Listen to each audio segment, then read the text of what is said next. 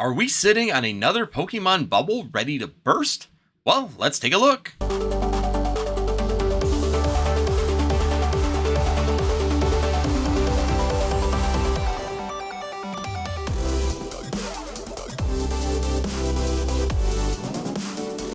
All right, guys, hopefully you guys are having a wonderful day as we are moving forward into the weekend. That's right, it is Friday already.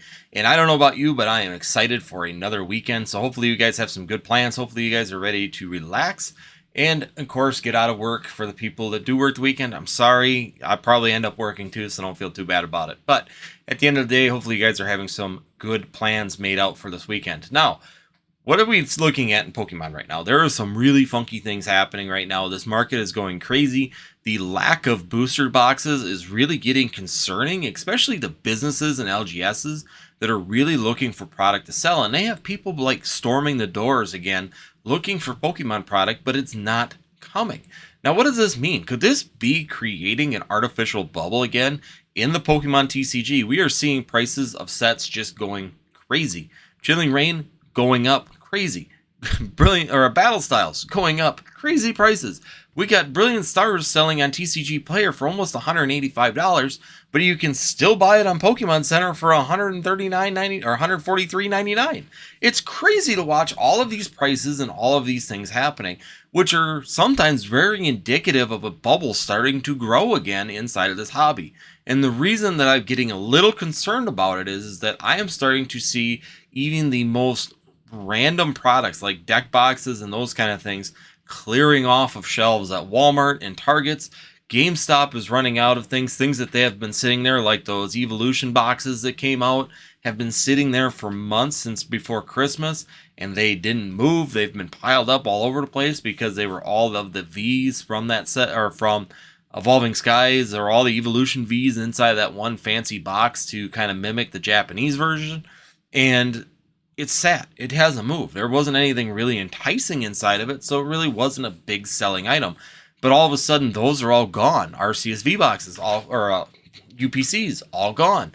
Going through, the only thing that's really sitting around at any of my Walmarts, of course, is Pokemon Go ETBs. Are really slow moving, along with those Charizard UPCs. So it's like the things that are flooded out that they can't really sell for more than a few bucks. It's really difficult to sell at whatever you buy them at the store is just not moving. You know, Pokemon Go, of course, sitting under MSRP right now in most places. You can buy it for around $42 to $43 a box. You go to the Charizard UPC, you're about $100 or less for those, still on the sales sites for different stores and different LGSs online. So once again, to buy them at Walmart for a higher price than what you can buy them for online, really not tantalizing for even people who are trying to make a quick buck in Pokemon. So my fear is that we are starting to see, because of this booster box shortage, we are starting to see these people like Scalpers coming back into this market to take advantage of what they can. They're buying things up. They're taking everything that they can, and they're starting to try and flip it for a quick dollars. And there's those opportunities. Of course, there's getting to be great opportunities with this. Booster pack prices are going up because there's no booster boxes to replenish them. ETBs are moving up because of the fact that there are none coming. There's no reprints of any of these products yet. And it's just getting to be very concerning. The newest set of Pokemon TCG, with being Silver Tempest, flying up because the prices of booster boxes are just continually going in the upward direction. Even Crown Zenith, with the amount that was released on the first wave. Yes, it sounds like we're getting more on the second wave in February, but it does not mean that the prices aren't soaring at this point until we see that product hit the shelves and know how much there is. Once again, it's all indicative of what we saw back in 2020, 2021 in the early parts, where the lack of reprints, the lack of product, caused a bubble of products to come in. And what actually killed that bubble more than anything in the Pokemon TCG? Number one, lack of interest. Of course, it got old. People weren't moving as much. Of course, that's going to cause a bubble to deflate. But the bigger part of it was that overwhelming printing of Battle Styles, Chilling Reign, and then the final killing of it is when we got that major reprint in the end of September there, beginning mid-September of 2021, to just blow the bubble out and drop all the pricing down to a nominal, affordable price for most people in the Pokemon TCG. Are we looking at that again? Could we potentially see Pokemon International just completely bury us in product? Now, let's take a look. We've got these messages coming up again. Pokemon Center is putting out the exact same messages that they put out in August of that year, prior to them completely burying us in product. Is this a sign that we're going to be seeing it again? I think it could be. I think that we could potentially see a lot of product come back. I know that there's going to be two camps to this. Number one, they're not redoing very many reprints of Sword and Shield sets. My stance is that they might be printing a lot of these sets, and we might see a big dropping of these products all at once. There's one of two ways this is going to go. I feel it's either going to be a lot or a little.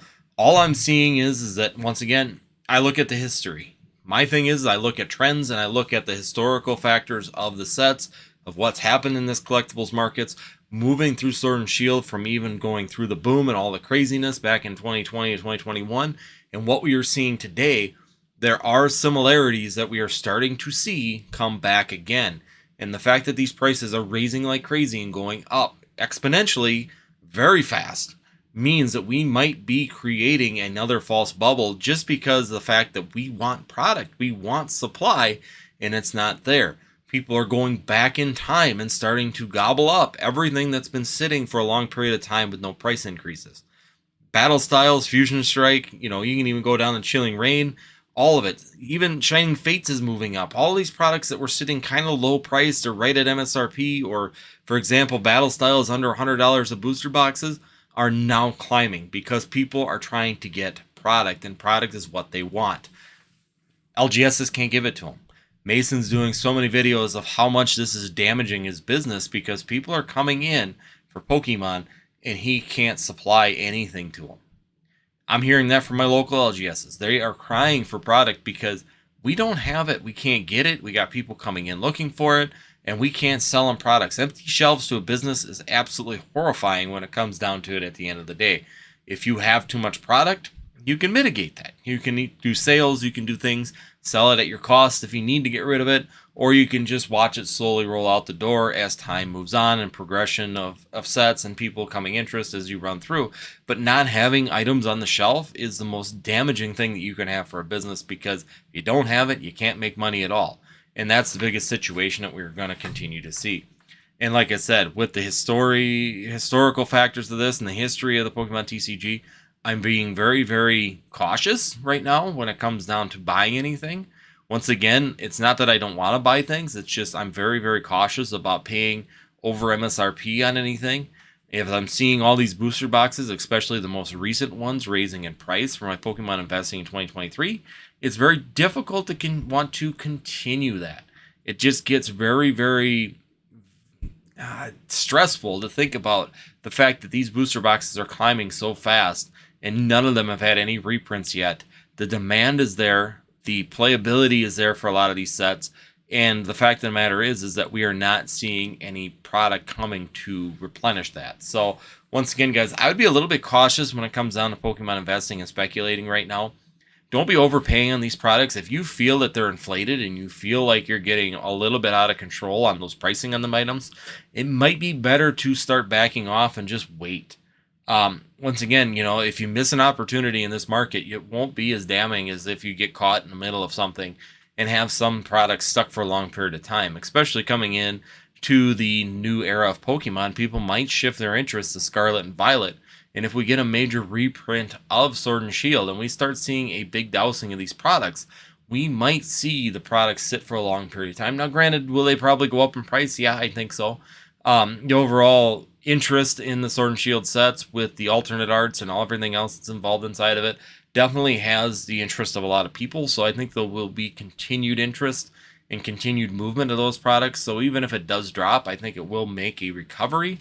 But I think that it will be slow if we do get a major reprint. So once again, guys, this is just a cautionary tale. Once again, I don't have any more information than anybody else right now. Even the distributors right now don't have a lot of information. And, like my friend who works for a distributor has been very clear. He'd love to get more information. He'd love to be able to give the LGSs, that, yeah, we're good. We're getting product. It's coming, in 1 week, 2 weeks. He isn't getting that kind of information. He just knows, like he said, that's the kind of the statement they've gotten from Pokemon themselves is that, yeah, we're getting product. We know that people are short. We know there's a shortage right now, and we're getting you some product. And his statement is the same as mine from when I talked to him. he's worried that we're going to get completely buried in it, and he's going to be afraid to have to contact some LGSs and tell them you're going to be getting a crap load of product all at one time again, and you ordered it, so we need to get it out of our distributor warehouse. We're not going to sit on it. You ordered it. Here it comes. It's yours. So once again, guys, it's just something that I would be cautious of right now. It's just getting really weird. It's getting really, really reminiscent of 2020, early 2021, and how this will pan out will definitely be interesting to see if we will see these big reprints, if there'll be little reprints and we'll be fighting for product, or if overall it just won't happen at all. I mean, there's always that opportunity, but for me and the way that I invest and the way I look at things is that I'm always on the error of caution. When I look at it, I sit there and look at the risk factors of what could happen, and at some point when that risk tolerance gets too high, like it is to me right now, I will just wait. There's nothing wrong with waiting. Yes, the prices may go up, but if the prices are going up and they still continue to move up, you can still jump in a little bit later and be a little bit more secure knowing that those prices are going to be there and going to continue to move up without all the stress and worrying that, hey, I just bought 10 booster boxes or 10 cases or 100 cases of product hoping that this market would go, and then all of a sudden you get slammed with a bunch of reprints and all of this stuff kind of sits because, hey, Scarlet and Violet's here and all of this new alternate arts and all these new products and all this new flashy silver borders and all of these things are coming all at once, and everybody's interest in hype and FOMO shifts from Sword and Shield and goes to Scarlet and Violet, and then you're hoping for a shortage of Scarlet and Violet so people come back so that your product, it's just not worth it. It's just not worth the stress of investing into some of these and speculating on how well it's going to perform due to the lack of product right now, and put yourself in those positions, to put yourselves in that I don't know what to do type of deal, and just be cautious. Take your time. There's nothing that's a rush in the collectibles market. There's nothing that you're going to do that's going to make life-changing money. And if you miss out on it, and yes, these products continue to go up, there's always the next one, guys. Scarlet and Violet's coming. We got more Crown Zenith coming. We've got a lot of other things coming right now. And so to sit there and stress about this stuff is just not worth it. So don't put yourself in a position where you're going to be concerned about your Pokemon investing, and know that you're secure. Take your time, be patient. Patience is the key, especially in the first 2 years of any of these sets. We've got time. I don't have any doubt in my mind reprints will come. It's just a matter of when. So don't be concerned. Don't be jumping in. Don't be sitting there spending a huge amount of money hoping that these products will come forward and continue to move forward as they are. Seeing $180 for a Brilliant Stars booster box is concerning. It's a brand new set. It's just crossed a year, guys. It's not that old of a set. And then you can even go ahead and take a look at all of them. Astral Radiance, Lost Origins, Silver Tempest. All of them are cruising up to $130 range now and moving upwards. Not good. Not a good situation, and to me, I'm seeing a lot of signs right now of a potential bubble expanding again just because of a lack of product.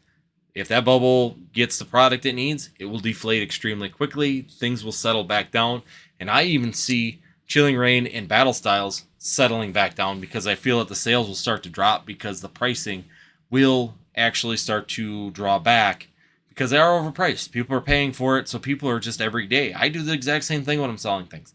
Keep ratcheting up $1, $2, $3, $4, $5 every day. If it's selling, continue to do that. You're going to make more money by doing so. It's a great way to actually make a little bit more profit on these items, and people are looking for product, so they'll continue to do it. So once again, guys, thanks for watching. Hopefully you guys do have a beautiful weekend, a nice weekend planned out. Hopefully it's going to be some good weather. And as always, if you do like this kind of content, check out these 2 videos right here. I will put them up for you afterwards. And we will see you next time here on Northwoods TCG.